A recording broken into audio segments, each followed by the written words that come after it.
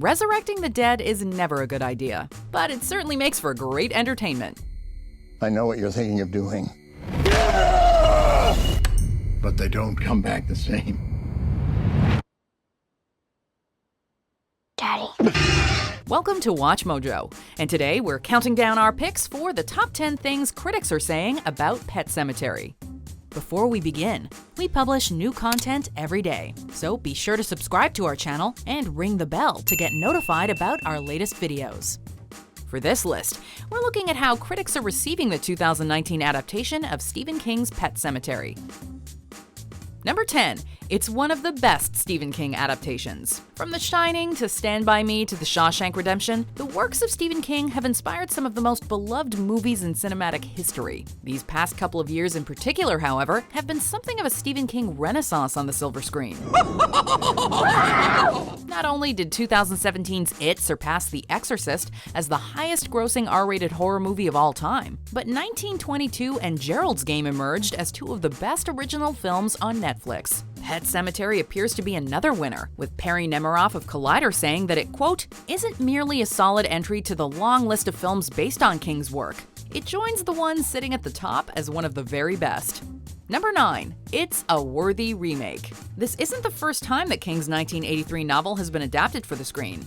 Hitting theaters in 1989, the first adaptation of Pet Sematary received mixed reviews, but reigned at the top of the domestic box office for 3 weeks in a row. I bought you something, Mommy. I bought you something, Mommy. Since the original is a cult classic, we can understand why some fans may be hesitant about this remake. Just as the 2017 version of It surpassed the 1990 miniseries, though, the new Pet Sematary actually improves upon its predecessor according to critics. In his review for The Hollywood Reporter, John DeFore noted that, quote, the book's creepy premise justifies this modern second look, which proves to be a solid, if not earth-shattering horror pick, built around notably good performances. Number 8. It's darker than the book. What's it say, Mommy? It says Pet Sematary, honey. It's misspelled, but that's what it says. Without giving too much away, Stephen King's 1983 novel revolves around every parent's worst nightmare, making it one of the author's darkest works. King actually thought he crossed a line when he wrote the book, and that no publisher would pick it up. According to some critics, this film doesn't just capture the book's sinister spirit, it may be even darker than the original source material. Initially, Chris Evangelista of Slash Film didn't think it was possible to make a film version of Pet Sematary that was bleaker than the book. In his review, though, Evangelista praised the film's fearlessness, writing that, quote, the new Pet Sematary pushes the envelope and then some, going further than King even dared. Number 7. Its characters and themes are complex. He's a good ghost. He says he was sent to warn us. Pet Sematary is all about the grieving process and how hard it is to accept that a loved one is really gone. Louis Creed tries to find a loophole in the 5 stages of grief, going from denial to anger to bargaining to depression to playing God. Go on. Lie down. Play dead. The multi-layered characters and themes from King's novel are present in this film as well. In her review for Collider, Perry Nemiroff mentioned that the scares here largely stem from the complexity of the story. As she ever so vividly put it, quote, Pet Sematary digs its claws in quickly, injects the threat and uncertainty of impending death in your veins, and then challenges you to hold on tight as the characters are consumed by loss, desperation, and violence. Number 6. It's full of references. Hey, stop! Many of Stephen King's stories exist within the same multiverse, so whenever a new Stephen King adaptation comes out, fans are on the lookout for connections to his other works. Although it didn't do justice to the original novels, the 2017 film interpretation of The Dark Tower was complimented for its numerous Easter eggs. Miss Torrance. Jackie. The Hulu series Castle Rock drew inspiration from various King stories, littering every episode with little details that only true fans will pick up on. According to Monica Castillo of The Wrap, Pet Sematary is also loaded with, quote, hidden references for people familiar to the story. She notably singled out an updated cover of the rock song Pet Sematary by the Ramones, which plays over the end credits. Number 5. It's unexpectedly funny. beautiful, right? That's definitely not Boston. One of the most pleasant surprises about 2017's It is that the filmmakers were not afraid to incorporate a sense of humor, allowing the audience to laugh in between the scares. Okay, well, I'm starting to get itchy now, and I'm pretty sure this is not Do you good use for the my- same bathroom as your mother? Sometimes, yeah. Then you probably have crabs. That's so not funny.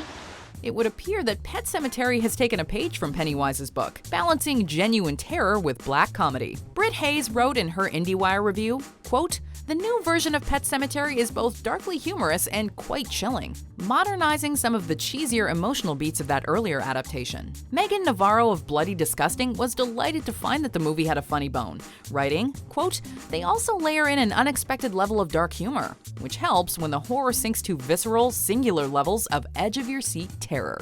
Number 4, it delivers the scares. It's not some campfire story. Saw these in the trees up there. They're warnings. While a few laughs are certainly welcome, a horror picture should be scary above all else. This ain't a scary place, Ellie. It's a place of rest and speaking. Can you remember that? Yes, sir. Fortunately, Pet Sematary more than delivers in the fright department, giving its target audience exactly what they paid for. What's going on?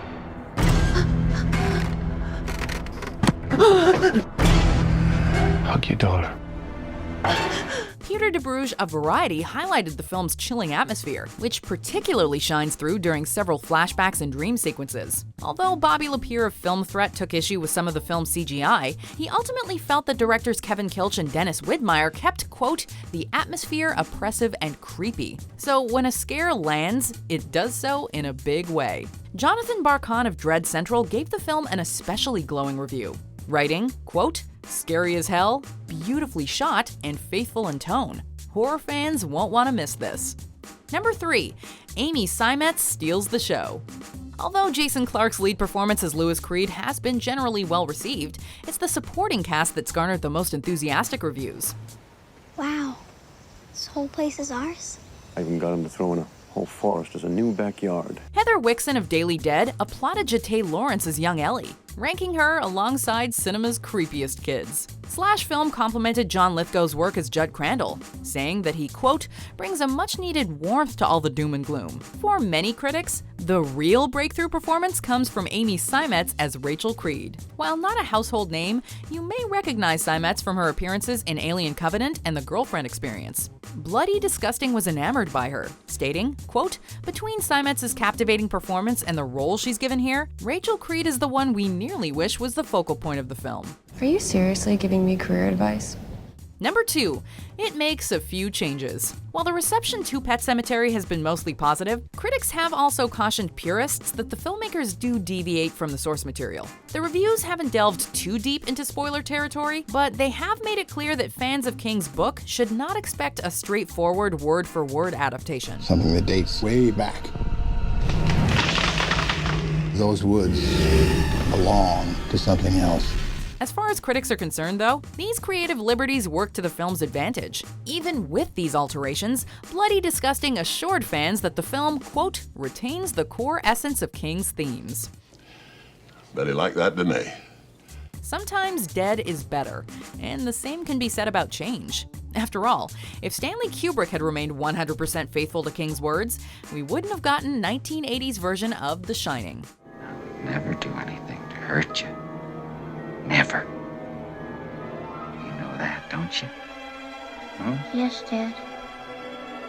Number 1, the final act is crazy. Based on the reviews for Pet Sematary, the final act is inclined to either make or break the film for audiences. The ending is apparently totally insane, even by Stephen King standards, splitting critics down the middle. For IndieWire, quote, "the macabre poignance of the first 2/3 of the film swiftly devolves into silliness, ending on a note that is neither heartbreaking nor horrific." On the other side of the coin, Bloody Disgusting championed the film for playing with expectation, saying, quote, "everything you thought you knew about this familiar tale will be used against you in the most invigorating and chilling ways." Sometimes dead is better.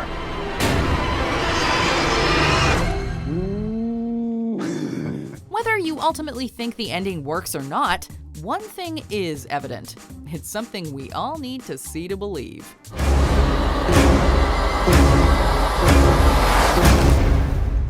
sometimes dead is better. Do you agree with our picks? Check out these other great clips from WatchMojo, and be sure to subscribe and ring the bell to be notified about our latest videos.